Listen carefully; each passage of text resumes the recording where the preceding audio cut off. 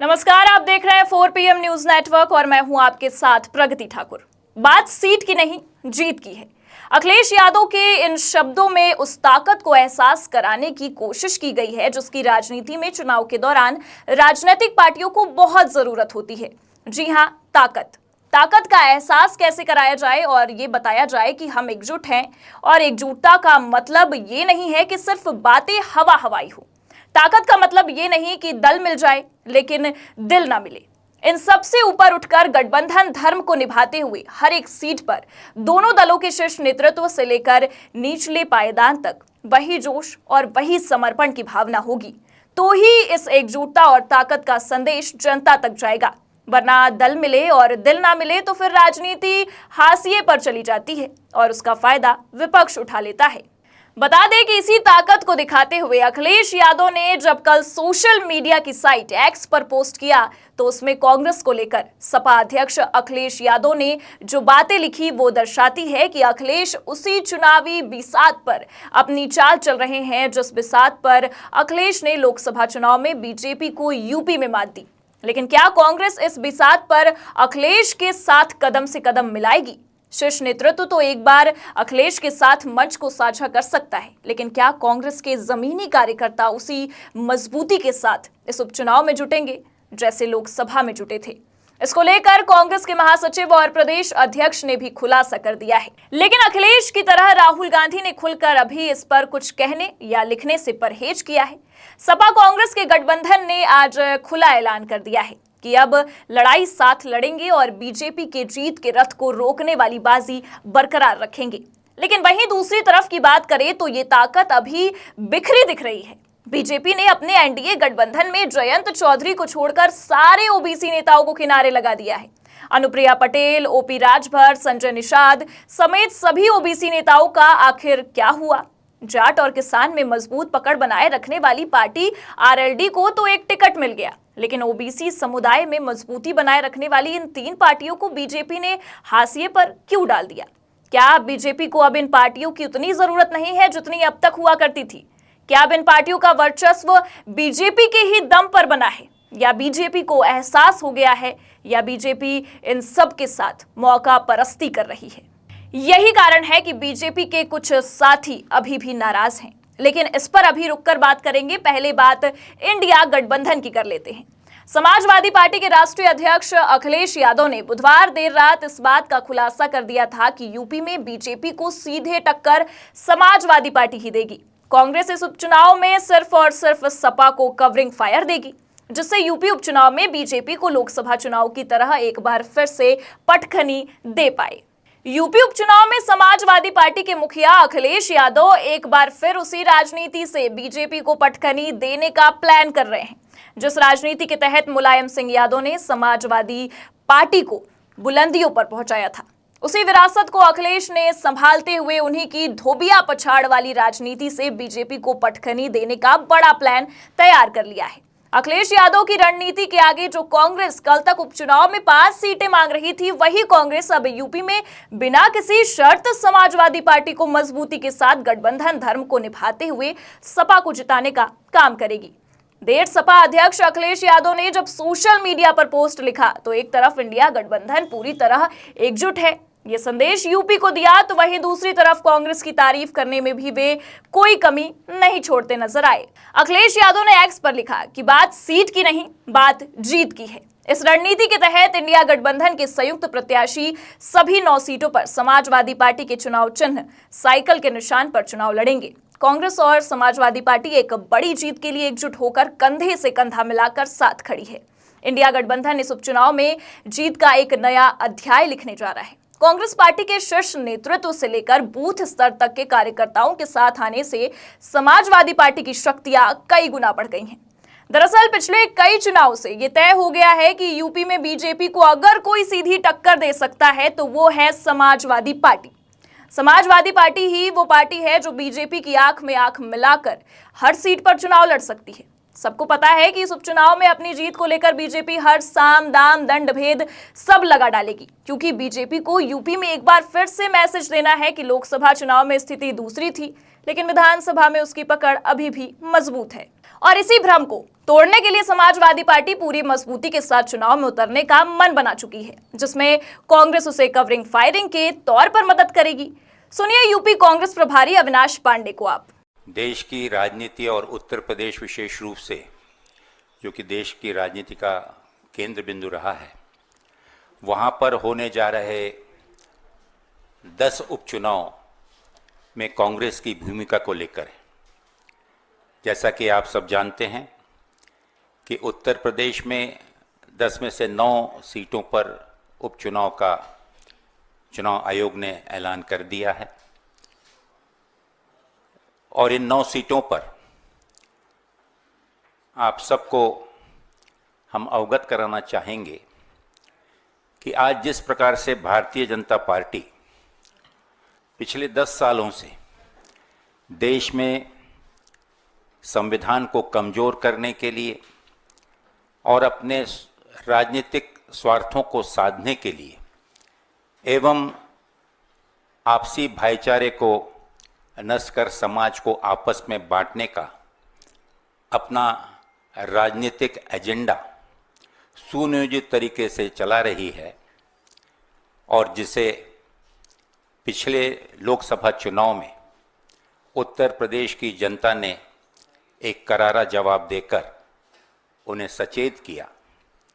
आज उन्हीं मूल्यों को लेकर, जिन मूल्यों को लेकर संविधान की रक्षा करने के लिए, संविधान को बचाने के लिए, संविधान को जनता के बीच में उसी सम्मान दिलाने, वही सम्मान को पुनः एक बार स्मरण दिलाने के लिए माननीय राहुल गांधी जी के नेतृत्व में माननीय राहुल गांधी जी देश में घूम घूम कर जिस संविधान का जिक्र करते हुए समाज के हर वर्ग को न्याय दिलाने हेतु, चाहे किसी वर्ग का, हमारे पिछड़े वर्ग के लोग, हमारे पिछड़ी जाति के लोग, अल्पसंख्यक, इनके सम्मान और रक्षा के लिए जिस प्रकार से संविधान को लेकर लोगों में जन जागरण की भावना जागृत करने का प्रयास कर रहे हैं, उसी क्रम में इन्हीं मूल्यों को मद्देनजर रखते हुए एवं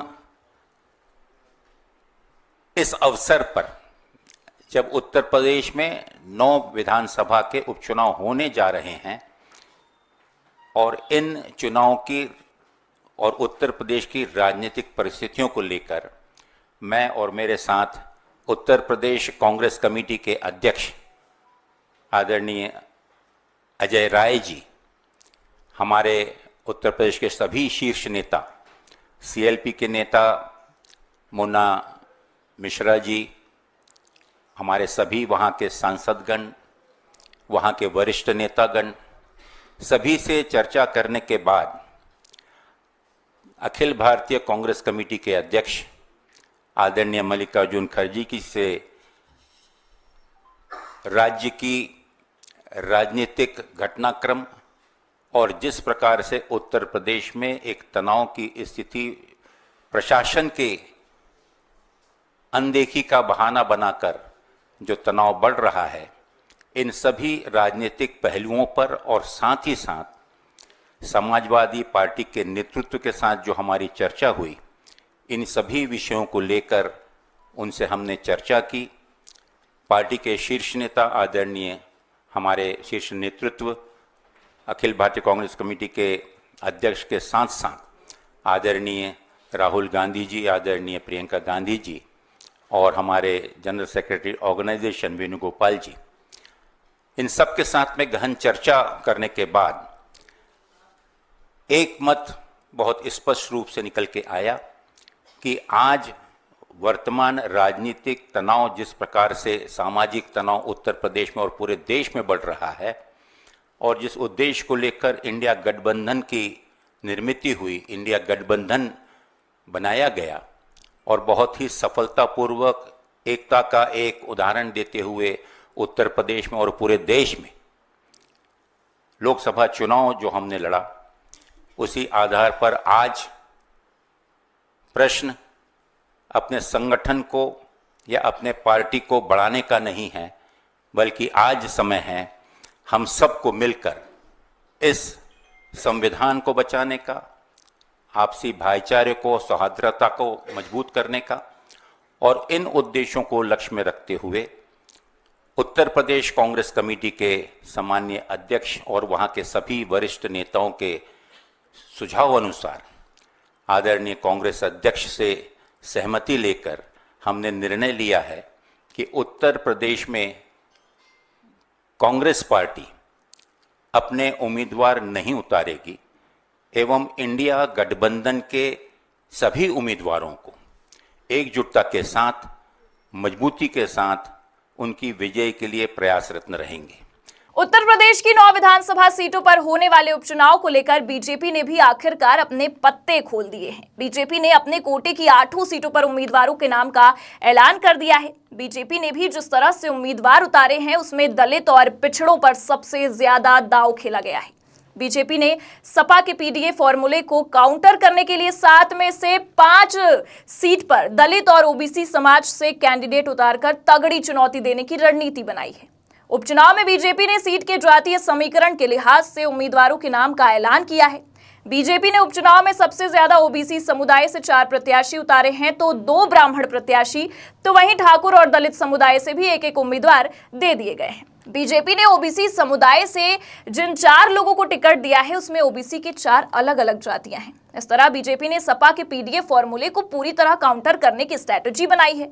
इतना ही नहीं, संवर्ण समुदाय से 2 प्रत्याशी दिए हैं, उसमें 2 ब्राह्मण और 1 ठाकुर समुदाय के प्रत्याशी पर भरोसा जताया है। बीजेपी ने उपचुनाव में अपने कोर वोट बैंक को साधे रखने के लिए ओबीसी स्ट्रैटेजी भी बनाई है, जिसका खामियाजा बीजेपी लोकसभा चुनाव में उठा चुकी है। ओबीसी वोटरों को साधने के लिए बीजेपी ने 4 ओबीसी प्रत्याशियों को मैदान में तो उतार दिया है, लेकिन बीजेपी ने अपने एनडीए की घटक दल की 3 पार्टियों को नेताओं को इस बार बिल्कुल तवज्जो नहीं दी है, जबकि ये तीनों पार्टियों के नेता ओबीसी समुदाय के बड़े नेताओं में से हैं और ओबीसी वोट बैंक में इनकी तगड़ी पकड़ है। इसमें सबसे पहला नाम आता है अनुप्रिया पटेल का, दूसरा नाम आता है संजय निषाद का जो एनडीए के पुराने साथी हैं, और तीसरा नाम आता है ओपी राजभर का जो 2022 के बाद से एनडीए में शामिल हैं।